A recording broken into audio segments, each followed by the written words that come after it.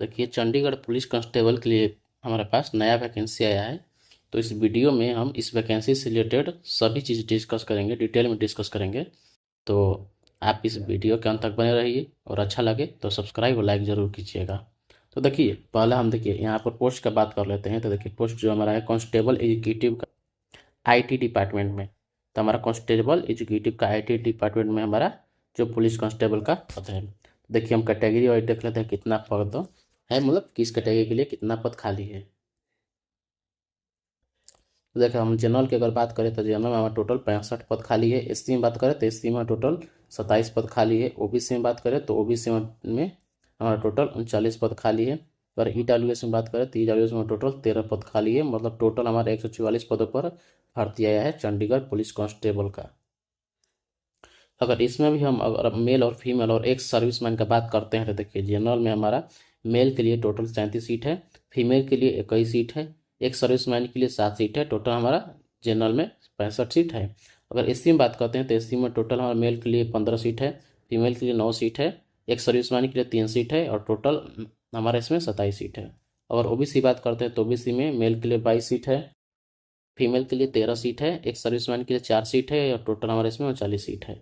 अगर ईडब्ल्यूएस की बात करते हैं तो ईडब्ल्यूएस में टोटल हमारा मेल के लिए 8 सीट है, फीमेल के लिए 5 सीट है, एक सर्विसमैन के लिए एक भी सीट नहीं है और हमारा इसमें टोटल 13 सीट खाली है ईडब्ल्यूएस के लिए। तो टोटल हमारा 144 सीट पर भर्ती है, जिसमें सभी कैटेगरी को मेल को मिला के 42 सीट है, फीमेल को मिला के 48 सीट है और एक सर्विसमैन के लेकर 14 सीट है। देखिए, अगर इसकी एलिजिबिलिटी की बात करते हैं तो जो हमारा योग्यता है क्या क्या होनी चाहिए। देखिए, आवेदन करने के लिए उम्मीदवार के पास है, हमारे पास कंप्यूटर साइंस की डिग्री होनी चाहिए, इलेक्ट्रॉनिक्स या instrumentation, communication, information technology, mechatronics, फिर हमारा कंप्यूटर एप्लीकेशन, डाटा साइंस में 3 वर्ष की डिग्री या 2 वर्ष की मास्टर की डिग्री होनी चाहिए। देखिए, हम पहले बोल दिए थे जो हमारा पोस्ट है ये हमारा आईटी, जो हमारा आईटी डिपार्टमेंट है कांस्टेबल, चंडीगढ़ कांस्टेबल, उसके लिए पोस्ट ये हमारा 144 को है। तो इसमें आपको टेक्निकल चीज़ का डिग्री मांगवे करेगा। तो इसीलिए हमारा देखिए ये सब, अगर इन किसी में आपका 3 वर्ष की डिग्री या 2 वर्ष की मास्टर डिग्री है तो आप इसे अप्लाई कर सकते हैं, आप इसके लिए एलिजिबल है। देखिए, अगर यहाँ पे एक नोट दिया है जिसमें बोला है पुरुष उम्मीदवार के पास 2 व्हीलर और 4 व्हीलर की वैलिड ड्राइविंग लाइसेंस होना चाहिए। तो अगर आप देखिए आपके पास ड्राइविंग लाइसेंस भी होना चाहिए 2 व्हीलर या 4 व्हीलर के लिए, प्लस में ये डिग्री आपके पास होनी चाहिए। मतलब ये जो हमारे पास दिया है ब्रांच, ये इनका डिग्री 3 वर्ष का या 2 वर्ष का मास्टर डिग्री आपके पास होनी चाहिए। अगर देखिए हम एज लिमिट की बात करते हैं तो देखिए, जनरल कैटेगरी के लिए 18 से 25 वर्ष एज लिमिट है। हमारा जो अगर ओबीसी की बात करते हैं तो 18 से 28 वर्ष एज लिमिट है। अगर हम एससी की बात करते हैं तो एससी में 18 से 30 वर्ष की एज लिमिट है। आयु की गणना 23 जनवरी 2024 के आधार पर की जाएगी। तो देखिए, जो आपका एज कैलकुलेट कीजिएगा वो 23 जनवरी 2024 के बेस पे कैलकुलेट कीजिएगा। मतलब 23 जनवरी 2024 को आपका आयु 18 वर्ष हो जाना चाहिए और मैक्सिमम आयु 25 वर्ष हो जाना चाहिए यहाँ पर जनरल कैटेगरी के लिए। वैसे ही सभी कैटेगरी के लिए अप्लीकेबल है। 23 जनवरी 2024 को बेस मानकर आप अपना आयु कैलकुलेट कीजिएगा। अगर हम यहाँ सिलेक्शन प्रोसेस की बात करते हैं तो देखिए, जो सिलेक्शन प्रोसेस है 3 चरणों में होगी। जो पहला चरण परीक्षा होगा, जो आपका रिटन परीक्षा लिया जाएगा। फिर अगर परीक्षा उत्तीर्ण करते हैं तो आपको शारीरिक दक्षता, मतलब जो आपका फिजिकल एग्जाम है, एग्जामिनेशन वो होगा। तो इसके बाद जो अगर फिजिकल एजुकेशन में आप पास होते हैं तो उसके बाद आपके पास डॉक्यूमेंट वेरिफिकेशन होगा। डॉक्यूमेंट वेरिफिकेशन के लिए आपको बुलाया जाएगा। देखिए, हम अगर परीक्षा के एग्जाम और पैटर्न के सिलेबस की बात करते हैं तो देखिए, परीक्षा बहुकल्पीय प्रकार ऑब्जेक्टिव टाइप की होगी और ओएमआर शीट पर ली जाएगी। ओएमआर शीट जहाँ पर जो रंगने के लिए होता है ओएमआर शीट उस पर ली जाएगी। लिखित परीक्षा देखिए, आपको जो परीक्षा है वो 2 भागों में बांटा गया है। पहला जो टीयर 1 और टीयर 2, टीयर 1 और टीयर 2 दोनों परीक्षा बहुकल्पीय, दोनों जो है परीक्षा ऑब्जेक्टिव टाइप की होगी। टीयर 1 और टीयर 2 दोनों ऑब्जेक्टिव टाइप की होगी। टीयर 1 परीक्षा 2 घंटे की और टीयर 2 परीक्षा 1 घंटे की होगी। जो हमारा टीयर 1 है वो 2 घंटा के लिया जाएगा और जो टीयर 2 है हमारा 1 घंटे के लिया जाएगा। टीयर 1 और टीयर 2 परीक्षा हिंदी, इंग्लिश और पंजाबी में कंडक्ट की जाएगी। लैंग्वेज पेपर को छोड़कर, जो भी आपका लैंग्वेज पेपर है, या हिंदी पेपर है, इंग्लिश पेपर हो, वो अपने भाषा में होगी। बाकी सभी यहाँ पर मतलब पंजाबी, हिंदी, इंग्लिश में रहेगी, सभी क्वेश्चन रहेंगे। अब देखिए, टीयर 1 परीक्षा की बात करते हैं तो इसमें कुल 100 अंकों की होगी। इस परीक्षा में 100 प्रश्न होंगे और प्रत्येक प्रश्न 1 अंक का होगा। परीक्षा के लिए 2 घंटे का समय दिया जाएगा। इस परीक्षा में नेगेटिव मार्किंग की भी प्रावधान होगा। प्रत्येक गलत उत्तर के लिए 0.25 की कटौती की जाएगी। टीयर 1 परीक्षा में निम्न विषयों से प्रश्न पूछे जाएंगे। तो देखिए जो आपका टीयर 1 परीक्षा है इसमें 0.25 मार्क्स का नेगेटिव मार्किंग है। अगर एक क्वेश्चन आप गलत करते हैं तो 0.25 मार्क्स काट लिया जाएगा। मतलब अगर 4 क्वेश्चन गलत करते हैं तो आपका 1 मार्क्स पूरा कट जाएगा। तो इस बात का आप ध्यान रखिएगा। मतलब कम से कम तुक्का लगाने की कोशिश कीजिएगा और मतलब एक्यूरेसी के साथ एग्जाम दीजिएगा। अगर इसका देखिए सब्जेक्ट की बात करते हैं कि सब्जेक्ट से क्वेश्चन आएगा तो जनरल नॉलेज, करंट अफेयर से क्वेश्चन आएंगे, रीजनिंग से क्वेश्चन आएगा और न्यूमेरिकल एबिलिटी, जो न्यूमेरिकल एबिलिटी है उससे क्वेश्चन आएंगे। ठीक है, टीयर 1 परीक्षा में उत्तीर्ण होने के लिए जनरल कैटेगरी को न्यूनतम 40% अंक लाना पड़ेगा। एससी मतलब एससी कैंडिडेट को न्यूनतम 35% अंक लाना पड़ेगा। ओबीसी कैंडिडेट को न्यूनतम 35% और एक सर्विसमैन को 30 अंक लाना पड़ेगा, 30% अंक लाना पड़ेगा। मतलब टीयर 1 में अगर इतना परसेंट मतलब अपने कैटेगरी के हिसाब से इतना जितना है इतना परसेंट अंक लाते हैं तो आप टीयर 2 में बैठ सकते हैं। टीयर 2 एग्जाम के लिए आप एलिजिबल तभी होंगे जब आप इतना परसेंट टीयर 1 में लाएंगे। अब देखिए हम टीयर 2 परीक्षा की बात करते हैं तो कुल 50 अंकों की होगी। इस परीक्षा में 50 प्रश्न पूछे जाएंगे। प्रत्येक प्रश्न 1 अंक का होगा। परीक्षा के लिए 1 घंटे का समय दिया जाएगा। इस परीक्षा में भी नेगेटिव मार्किंग की भी प्रावधान होगी। प्रत्येक गलत उत्तर के लिए 0.25 अंक की कटौती की जाएगी। तो देखिए इसमें भी जो हमारा टीयर 1 टीयर 2 दोनों में हमारा नेगेटिव मार्किंग रहेगा।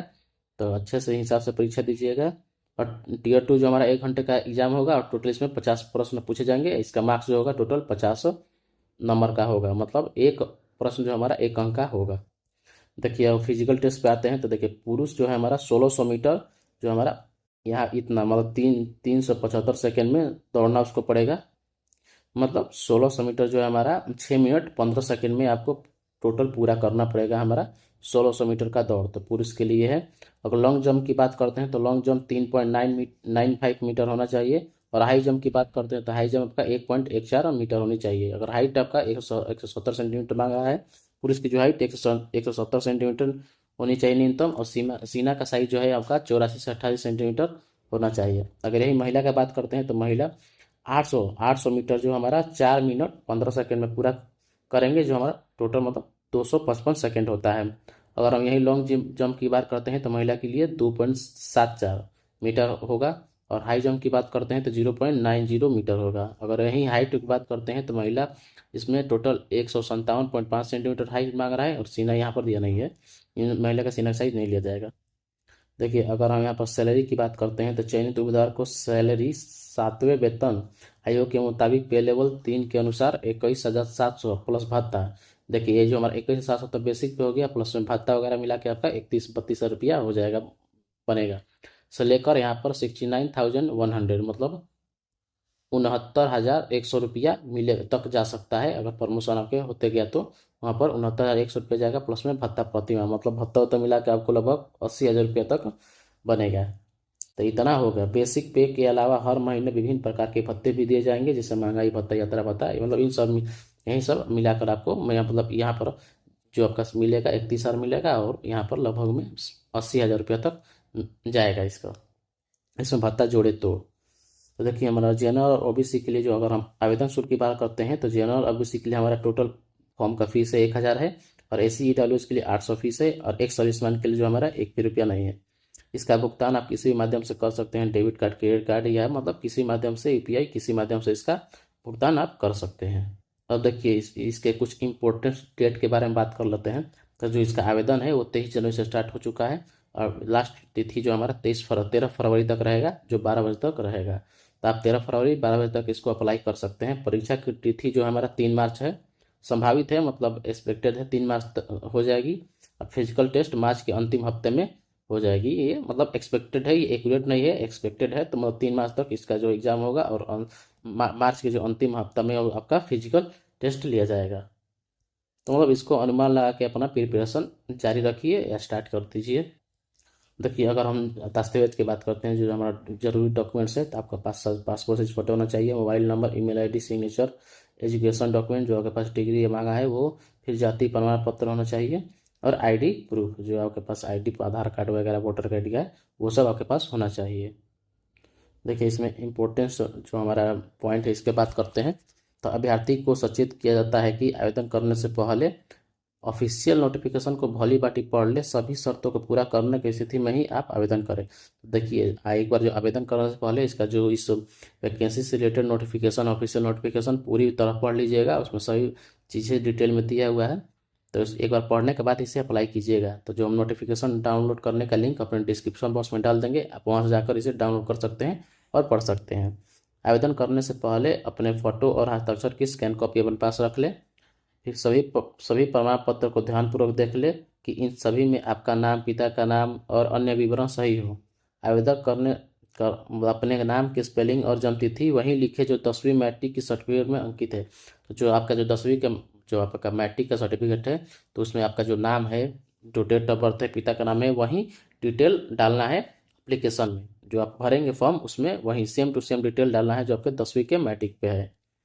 अधूरे अपूर्ण ऑनलाइन आवेदन पत्र स्वीकार नहीं किया जाएंगे। अगर आप मतलब अधूरा छोड़ते हैं अपने एप्लीकेशन, तो उसको स्वीकार नहीं किया जाएगा। ऑनलाइन आवेदन फॉर्म में जो सभी जानकारी है ध्यानपूर्वक सही से भर, जो भी आपका डिटेल है उसे सही सही भरना है। आवेदन फॉर्म पूर्ण रूप से भरने के बाद मतलब क्या बोल रहा है कि अगर आप जो सबमिट करने चलते हैं, जो पूरा डिटेल भर लेंगे आप, तो फॉर्म को सबमिट करने जब जाएंगे तो उसको एक बार पूरा प्रीव्यू कर लीजिए। मतलब प्रीव्यू करने का मतलब एक बार पूरा ऊपर से नीचे तक देख लीजिएगा, सारे जो डिटेल भरे हैं उसको देख लीजिए, कहीं गलती तो नहीं होगा। गलती है तो उसको वहीं पर एडिट कर लीजिए, सुधार लीजिए। तो यही बोला है, तो एक बार दोबारा आपने जाँच कर लीजिए एप्लीकेशन, उसके बाद सबमिट कीजिए।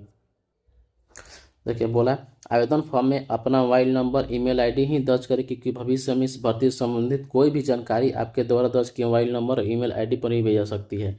तो देखिए जो आपका ईमेल आईडी है जो आप हमेशा यूज करते हैं, या फ़ोन नंबर है जो आप हमेशा यूज करते हैं, वहीं अपना phone number, email ID application में डालें, ताकि बाद में कोई इस वैकेंसी से रिलेटेड कोई नोटिफिकेशन या कोई मैसेज आए तो आपको प्राप्त हो, आप उसे मिस ना करें। तो इसीलिए जो आपका एक्टिव है, जो मतलब हमेशा चले, जिस पर एसएमएस वगैरह आ सके, वहीं मोबाइल नंबर और ईमेल आईडी इस एप्लीकेशन में डालना है, ताकि बाद में कोई दिक्कत ना हो। आवेदन फॉर्म सबमिट करने के बाद अभ्यर्थी को आवेदन पत्र के डाउनलोड कर उसका प्रिंट अपने पास सुरक्षित रख लें।